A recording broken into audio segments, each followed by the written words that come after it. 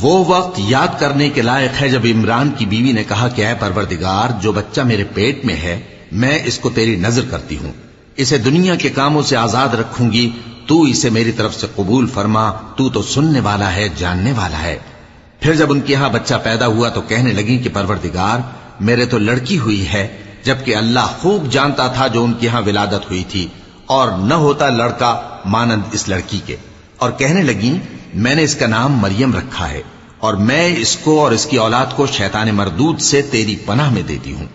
تو اس کے پروردگار نے اس کو پسندیدگی کے ساتھ قبول فرمایا اور اسے اچھی طرح پرورش کیا، اور زکریا کو اس کا کفیل بنایا۔ زکریا جب کبھی عبادت گاہ میں اس کے پاس جاتے تو اس کے پاس کھانا پاتے۔